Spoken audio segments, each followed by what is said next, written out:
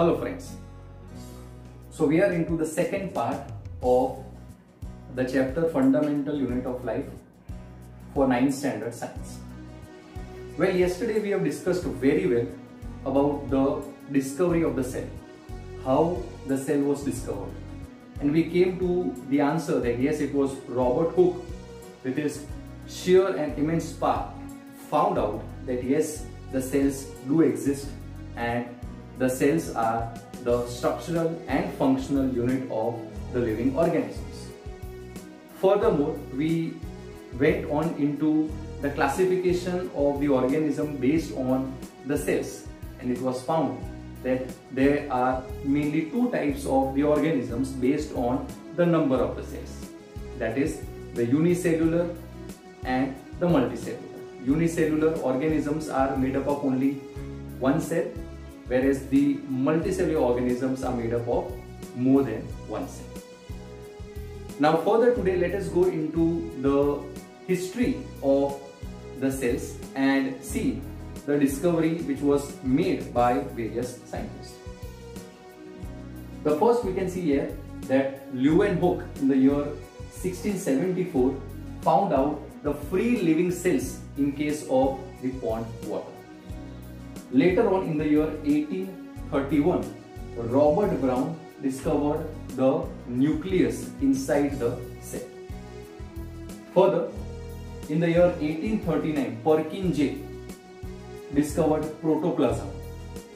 Later on, Schleiden and Schwann, two very famous scientists, in the year 1839, they gave few statements in relation to a cell theory, and these two statements are as follows: that all plants and animals are made up of the cells, they are exclusively made up of the cells.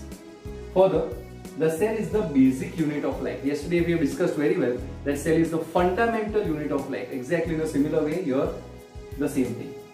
Later on, scientist named Virchow in the year 1855, he gave a third statement of the cells, that is, the new cells arise from the pre-existing cells.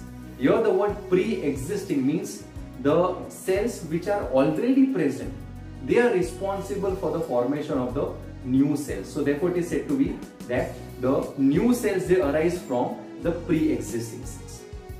Fine. Now let us go into the shapes and the size of the cells.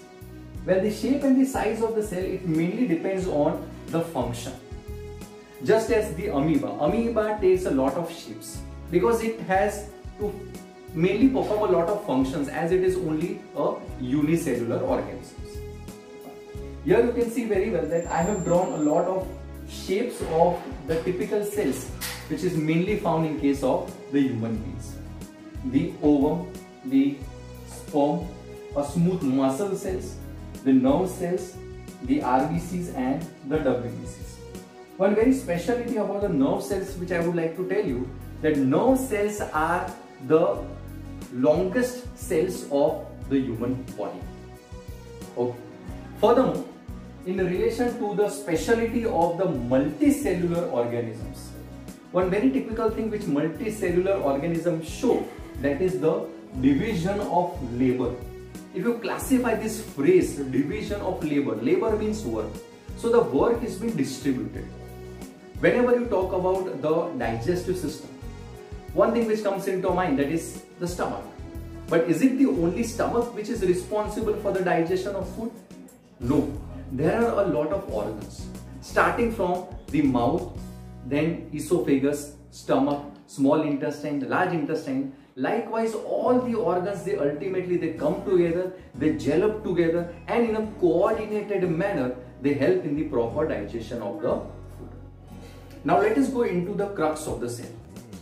Now when we go inside the cell, we can see very well that this outer border, that is said to be the plasma membrane. Membrane means some sort of covering. So that is the first part of the cell. The second part, the central circular structure, that is said to be the nucleus, and the region which is found between the plasma membrane and the nucleus, that is said to be the cytoplasm of the cell. So these are the three major regions of the cell, that is the plasma membrane, the central nucleus, and the region between the nucleus and the plasma membrane, that is said to be the cytoplasm. Thank you very much.